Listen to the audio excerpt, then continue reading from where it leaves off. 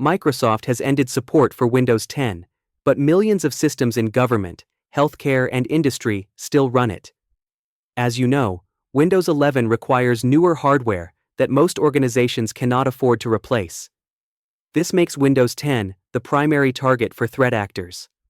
Today, we are teaching you how to protect these systems through proper hardening, transforming your Windows 10 from an easy target into a secure stronghold using enterprise security standards.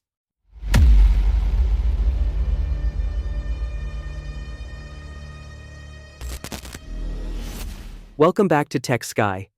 In our previous labs, we built network defenses. Your watchtower monitors traffic. Your pfSense firewall blocks threats at the perimeter. Your intrusion prevention system stops attacks before they reach your endpoints. But here is the reality. Attackers eventually get through. A user clicks a phishing link. Someone plugs in an infected USB drive. An employee downloads malware disguised as legitimate software. When that happens, your endpoint is the last line of defense. This is where endpoint hardening becomes critical. In a real security operations center, hardening means configuring systems to minimize attack surface. We disable unnecessary services that attackers exploit. We enforce strong authentication policies that stop credential attacks. We deploy advanced logging that captures every suspicious action. We configure user account controls that prevent privilege escalation. Today we are following the CIS Benchmark for Windows 10. CIS stands for Center for Internet Security. They publish free security configuration guidelines used by enterprises, government agencies, and security professionals worldwide. These are not theoretical recommendations. These are battle-tested configurations based on real-world attacks and defensive strategies. We are also deploying Sysmon, which stands for System Monitor. This is a Windows system service from Microsoft sysinternals that provides detailed logging far beyond what Windows logs by default. Sysmon captures process creation, network connections, file modifications, registry changes. Everything an attacker does leaves a trail in Sysmon logs. This visibility is what makes threat hunting and incident response possible. Let's start by getting the Windows 10 Benchmark Guide. Open your web browser and search for CIS Benchmarks. Click the first website that appears. This takes you to the official security website. Here, you will see a CIS Portal login tab. Click on it. The portal page appears. Since you do not have an account yet, click the Sign Up button. The registration page opens. Follow the sign-up process by entering your information. Submit the form, accept terms and conditions, verify your email, and use Google Authenticator for the one-time code to create your account. Your account is created, and you are redirected to the dashboard. This is your central hub for accessing all resources. Scroll down, and you will see the CIS Benchmarks card. Click on it. The page opens with hundreds of security guides for different systems and platforms. Scroll down until you find the Operating Systems section. Keep scrolling until you see Microsoft Windows Desktop. Click on it to expand the available benchmarks. You will see multiple versions for different Windows releases. Download the PDF for Windows 10 Enterprise version 4. This is the latest comprehensive guide for Windows 10 hardening. Open your Downloads folder. Drag the file to your desktop so it is easily accessible during configuration. Now open the PDF to see what we are working with. This document is comprehensive. Over 1,000 pages of security recommendations covering every aspect of Windows 10 configuration. At the beginning, you will see the table of contents. Notice how it is organized into sections. Each section contains specific configuration recommendations. Inside the Account Policies section, click on Password Policy. This opens the first password configuration recommendation. You will notice something important here. This recommendation is marked as Level 1.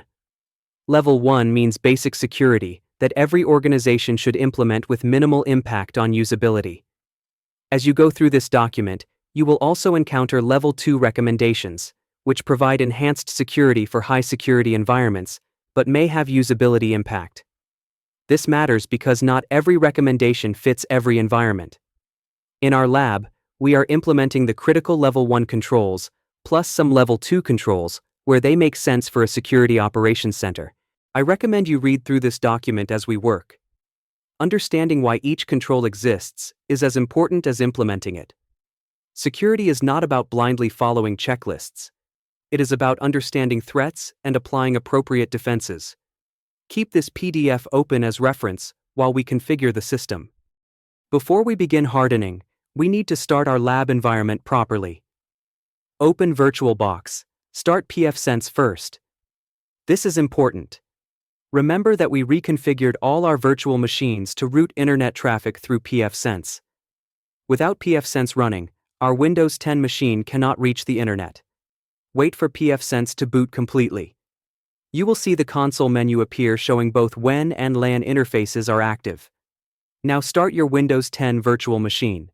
Wait for it to boot to the login screen. Enter your password and log in. Your Windows desktop appears. We are ready to begin hardening. The first thing we implement is password policy. This is foundational security. Weak passwords are the #1 way attackers gain initial access to systems. The CIS Benchmark provides specific recommendations for password complexity, history, and expiration. Let's configure these settings. Press Windows key plus R on your keyboard. This opens the Run dialog. Type gpedit.msc and press Enter. The Group Policy Editor opens. This is the central management tool for Windows security policies. On the left side, you see a tree structure with different policy categories. Inside Computer Configuration, navigate to Windows Settings, then Security Settings. Under Security Settings, you see Account Policies. Two subcategories appear: Password Policy and Account Lockout Policy. These are the core authentication security controls. Click on Password Policy.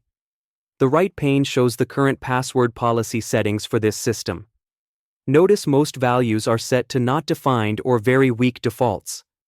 Windows 10 by default allows passwords as short as 0 characters with no complexity requirements. This is completely insecure. We are changing this to match CIS recommendations. Look at the first setting. Enforce password history is set to 0 passwords remembered. This means users can reuse the same password immediately after changing it. Double-click on Enforce Password History to open its properties. Change the value to 24 passwords remembered. This prevents users from cycling back to old passwords. Click Apply, then click OK. Next setting. Maximum password age. This controls how long a password remains valid before users must change it. The default is usually 42 days, but CIS recommends 365 days or less depending on your risk tolerance. For our lab, set it to 365 days. This gives users a full year, but still forces periodic password changes. Next, minimum password age. Set this to 1 day. This prevents users from rapidly changing their password multiple times to bypass the password history requirement. They must keep each new password for at least 1 day. Now minimum password length. This is critical. Set it to 14 characters. Research shows that 14-character passwords are extremely difficult to crack even with modern computing power. Shorter passwords can be cracked in hours or days with the right tools. Next, password must meet complexity requirements. Enable this policy. Complexity means the password must contain characters from at least 3 of these categories: uppercase letters, lowercase letters, numbers, and special characters. This prevents simple dictionary word passwords. Finally, you will see Relax Minimum Password Length Limits. Enable this as well. This allows certain accounts to use passphrases which can be longer but may not meet complexity requirements. Passphrases like correct horse battery staple are often more secure than complex short passwords. What we just configured are the password policies recommended by CIS for Level 1 baseline security. These settings significantly reduce the risk of password-based attacks like brute force, dictionary attacks, and credential stuffing. In a real enterprise, these policies would be pushed to hundreds or thousands of computers from a central domain controller. We are applying them locally on this single machine, but the principles are identical. Next, we configure account lockout policy. This defends against brute force attacks, where attackers try thousands of password combinations. Without lockout, they can keep guessing forever. With lockout enabled, after too many failed attempts, the account locks and cannot be accessed. Click on Account Lockout Policy in the left pane. The right pane shows the current lockout settings. We are changing them to protect against brute force attacks. Look at the first setting, Account Lockout Duration. This controls how long an account remains locked after too many failed login attempts. Set it to 15 minutes. This means after an account locks, it automatically unlocks after 15 minutes, balancing security with usability. Next setting, Account Lockout Threshold. This defines how many failed login attempts trigger the lockout. Set this to 5 invalid logon attempts. This gives legitimate users a few chances to mistype their password while still protecting against brute force. Finally, reset account lockout counter after. This controls how long the system remembers failed login attempts. Set this to 15 minutes as well. This means if someone has failed login attempts but waits 15 minutes, the counter resets to 0. These lockout settings work together to prevent brute force attacks while minimizing inconvenience to legitimate users. An attacker only gets 5 attempts before the account locks for 15 minutes, making password guessing impractical. Next, we harden user account control, also known as UAC. This is the system that prompts you for administrator approval when programs try to make system changes. Many users find UAC annoying and disable it. That is a massive security mistake. UAC is one of the most important defenses against malware privilege escalation. In the left pane, expand Local Policies, then click on Security Options. The right pane fills with dozens of security settings. Scroll down to the bottom, where you will see multiple settings that start with User Account Control. These are the UAC policies. Let me explain what we are configuring and why it matters. By default, UAC prompts administrators when programs try to elevate privileges, but the prompts can be bypassed by malware. We are configuring stricter settings that make bypass much harder. Find the setting called User Account Control Admin Approval Mode for the built-in administrator account. Enable this. This forces even the built-in administrator account to go through UAC prompts. Next, find User Account Control Behavior of the elevation prompt for administrators in admin approval mode. Set this to prompt for credentials on the secure desktop. This means when a program needs elevation, the screen dims and you must enter your password. The secure desktop cannot be captured or manipulated by malware. Now below that, User Account Control Behavior of the elevation prompt for standard users. Set this to automatically deny elevation requests. This prevents standard users from elevating privileges at all. They cannot install software or make system changes without administrator credentials. These UAC settings create a strong barrier against malware. Even if malware runs on the system, it cannot escalate to administrator privileges without the user explicitly entering administrator credentials on the secure desktop. We have configured password policies, account lockout policies, and UAC policies. Now we need to apply these changes to the system. Normally, group policy updates automatically in the background, but we want to force an immediate update to verify everything works. Right-click the Start menu and click on Windows PowerShell Admin to open PowerShell with administrator privileges. The UAC prompt appears. Enter your Windows password to approve the elevation. PowerShell opens with administrator rights.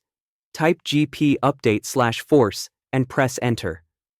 This command forces an immediate group policy update instead of waiting for the automatic background refresh. After a few moments, you see the message that user policy and computer policy are updated successfully. The group policies are now active. Password policies, lockout policies, and UAC settings are enforced immediately. Now we move to the next critical hardening step. Services Hardening. Windows runs dozens of background services. Some are essential. Many are unnecessary for most users. Each running service is potential attack surface. If a service has a vulnerability, attackers can exploit it to gain system access. The CIS benchmark includes recommendations for which services should be disabled in secure environments. However, this is where blindly following checklists becomes dangerous. Different organizations have different needs. An office worker who prints documents needs the printing service. A web developer might need certain networking services. A data analyst working with sensitive information might not need any of those. In a real security operations center, analysts evaluate each service based on business requirements before disabling anything. We are demonstrating the process using some common examples, but understand that context matters. Press Windows key plus R again. Type services.msc and press Enter. The Services Management console opens. You see a long list of Windows services. Each one has a name, description, status showing if it is running or stopped, and startup type showing if it starts automatically or manually. Scroll through this list. Notice how many services are running that most users never interact with directly. Scroll down until you find a service called Print Spooler. This service manages printing. Look at the status. It is running. Do you remember Print Nightmare? That was a critical vulnerability discovered in 2021 that allowed attackers to gain system control through the Print Spooler service. Even if you patched the vulnerability, the service itself remains attack surface. If this machine does not need to print anything, we can disable Print Spooler entirely. Double-click on Print Spooler to open properties. First, click the Stop button to stop the service immediately. Then change the startup type drop-down from automatic to disabled. This ensures the service never starts, even after reboot. Click Apply, then OK. Continue scrolling down to the bottom of the services list. Notice several services related to Xbox. Unless you are using this machine for gaming, these services are completely unnecessary, especially in secure environments. They consume resources and add attack surface for no benefit. For each Xbox service, double-click and set the startup type to disabled. We do not need to stop them because they are not currently running, but disabling them prevents them from starting in the future. Services hardening is now complete for this demonstration.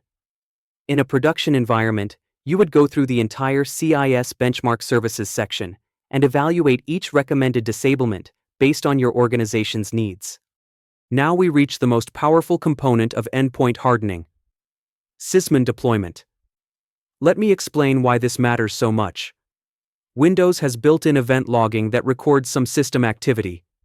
User logins, software installations, system errors.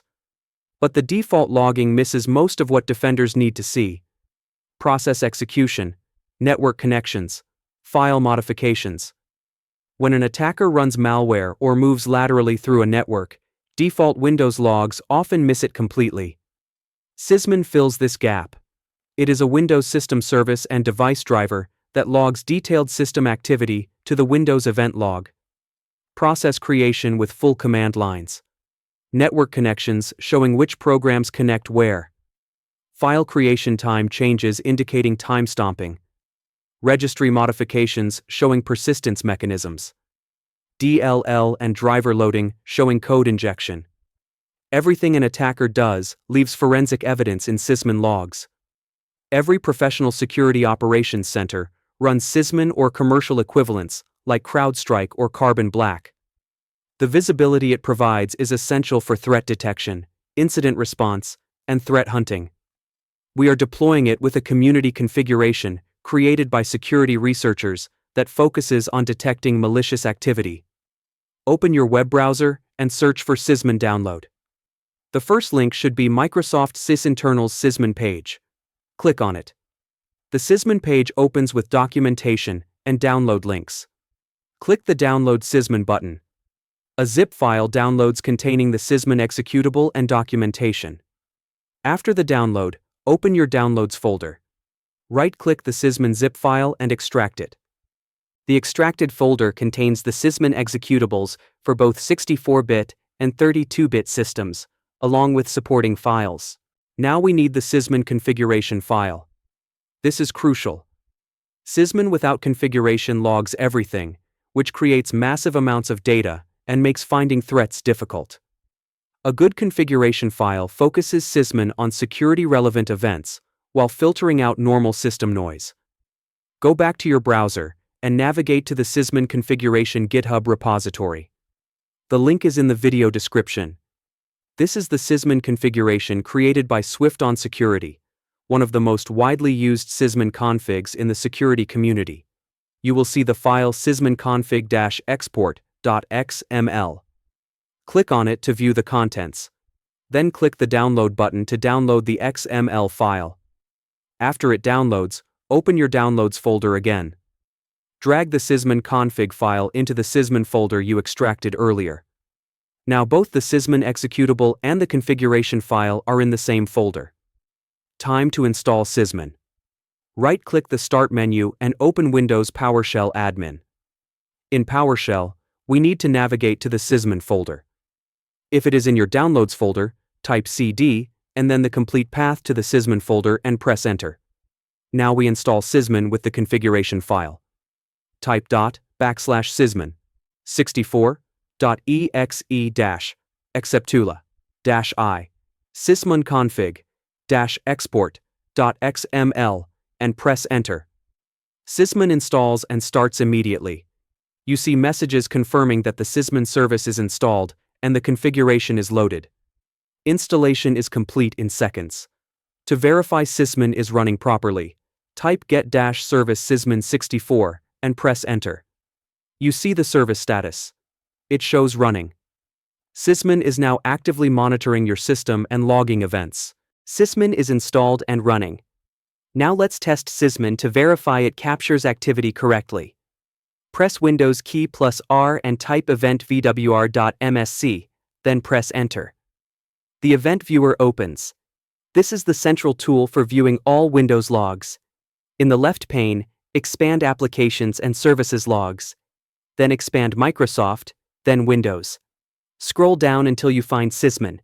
Expand it, and click on Operational. This is where all Sysmon logs are stored. The right pane shows Sysmon events that were already generated during installation and system startup. You can see several logs here. Let's look at one to understand the log structure. Click on any log entry, then click the Details tab at the bottom. You see the log in structured format.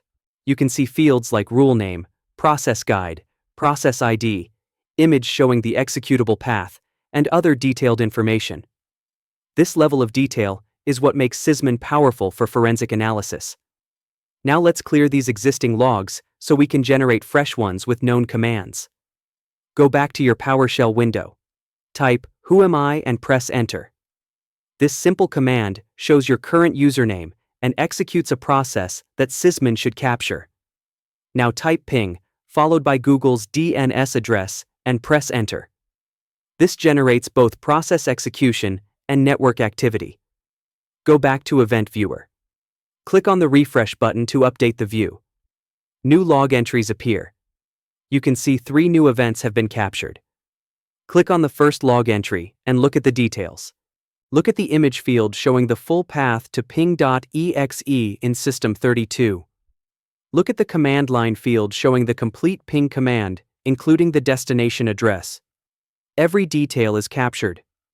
Now look at the next log entry. Click on it and view the details. This time you see whoami.exe in the image field with the exact command that was executed. Every detail is captured. This is why Sysmon is invaluable.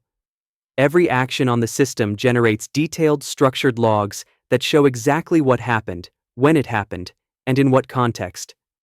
Now we need to optimize the log storage settings. By default, Windows event logs are small and overwrite old events quickly. We need to retain logs long enough for investigation and analysis. Right-click on Sysmon Operational in the left pane and select Properties. The Log Properties window opens. Look at the maximum log size field. The default is very small. We are going to increase this significantly. Change the maximum log size to 1 GB. You can see the exact number in kilobytes on screen. This gives Sysmon plenty of space to store forensic data. Below that, look at the action when maximum log size is reached. You see 3 options. Select Archive the log when full, do not overwrite events. This means when the log reaches capacity, Windows saves it as an archive file and starts a new log. You preserve all historical events instead of losing them. Click Apply, then OK. Sysmon logs are now configured for proper retention. We should apply similar optimization to the main Windows logs. In the left pane, scroll up and expand Windows logs. You see Application, Security, Setup, System, and Forwarded Events. Right-click on Application and select Properties. Change the maximum log size to 100 megabytes. Set the action to archive the log when full. Click Apply, then OK. Do the same for Security log and System log. Your event logs are now configured for proper retention with adequate storage space. Close the Event Viewer. Now we enable advanced audit policies to complement Sysmon. Sysmon focuses on process and network activity. Windows audit policies focus on authentication, account management, and privilege changes. Together, they provide complete system visibility. Press Windows key plus R and type secpol.msc, then press Enter. The local security policy editor opens. In the left pane, expand Advanced Audit Policy Configuration. Then expand System Audit Policies Local Group Policy Object. You see multiple audit categories: Account Logon, Account Management, Detailed Tracking, Logon/Logoff, and others. We are enabling specific audit policies recommended by CIS. Click on Account Logon. The right pane shows audit policies related to credential validation. Double-click Audit Credential Validation. Check the box for Configure the following audit events. Check both success and failure. This logs every time credentials are validated, whether successful or failed. Click Apply, then OK. Click on Account Management in the left pane. Double-click Audit User Account Management. Configure the following audit events. Check both success and failure. This logs every time a user account is created, modified, or deleted. Apply and OK. Click on Detailed Tracking. Double-click Audit Process Creation. Configure the following audit events. Check success only. We do not need failures for process creation. This logs every process that starts on the system. Apply and OK. Click on Logon/Logoff. Double-click Audit Logon. Configure the following audit events. Check both success and failure. This logs every logon attempt to the system, successful or failed. Apply and OK. Close the local security policy editor. Advanced auditing is now enabled. Between Sysmon and Windows audit policies, your system is generating comprehensive security logs. Now we test the security controls we implemented to verify everything works as designed. Let's start with password policies. Click the Start button and search for Change Password. Under Password, click the Change button. It prompts you for your current password. Enter it. Notice your current password. It is probably short and simple, maybe 6 characters. This was fine before we implemented the policies, but now let's see what happens when we try to set a weak password. In the new password field, type test123. This is only 7 characters with no uppercase or special characters. In the confirm password field, type test123 again. In the hint field, type simple. Click Next. When you try to finish, Windows shows an error message. The password does not meet the complexity requirements. Your password policies are working. Windows is now enforcing 14-character minimum length and complexity requirements. Let's create a proper password that meets our requirements. Create a complex 14-character password with uppercase, lowercase, numbers, and special characters. Enter it, confirm it, and finish. The password changes successfully. Now every time user account control prompts you for elevation, you will need to enter this complex password. This is appropriate for high-security environments like government systems, or companies handling highly confidential data. For personal home systems, These strict requirements might be excessive, but we are learning enterprise security standards. Now let's test account lockout policies. To do this properly, we need a second user account to lock out. Click Family and Other Users. Click Add someone else to this PC. Windows asks for a Microsoft account email. We do not want to use a Microsoft account for this test. Click I don't have this person's sign-in information. Then click Add a user without a Microsoft account. Enter the username as test user. Create a complex password that meets our requirements. Answer the security questions. Click Next. The user account control prompt appears asking for administrator approval. Enter your complex administrator password. The new user account is created. Click the Start button and select your user icon at the top left. Click Test User. The login screen shows. Now intentionally enter the wrong password. Do this 6 times consecutively. Remember, our lockout threshold is set to 5 attempts. On the 6th attempt, you will see a message that the account is locked. Switch back to your regular administrator account. Open Event Viewer and navigate to Windows Logs, then Security. You will see many new security log entries. Look for Event ID 4740. This is the event ID for account locked out. You can find this by scrolling through recent events or filtering by event ID. The details show the account that was locked and the time it happened. This demonstrates that both the lockout policy is working and the logging is capturing it. The question is, how do you know which event ID represents which action? Microsoft documents all security event IDs. The link is in the description. Security professionals memorize the most important event IDs through experience. Now here is something interesting about locked accounts. While the test user account is locked, try to delete it. Click the Start button and search for user. Click Add, Edit, or Remove other users. You will not see test user in the list. Windows hides locked accounts from the interface. Wait 15 minutes for the lockout duration to expire. After 15 minutes, refresh the Family and Other Users page. Test user reappears. Now you can select it and remove it from this PC. The account is deleted. If you made it through this entire lab, you just learned skills that are directly applicable to real Security Operations Center work. Group Policy Management, Sysmon Deployment, Security Logging Configuration. These are fundamental competencies for security analysts, incident responders, and system administrators. These are portfolio pieces. When you interview for security positions, showing that you can properly harden endpoints and deploy advanced monitoring demonstrates practical capability beyond theoretical knowledge. Save your work by taking a snapshot of your Windows 10 machine in VirtualBox. In the comments, tell me which hardening step was most eye-opening. Was it seeing how weak default Windows security really is? Was it the detailed forensic data that Sysmon captures? Was it watching the account lockout policies stop brute force?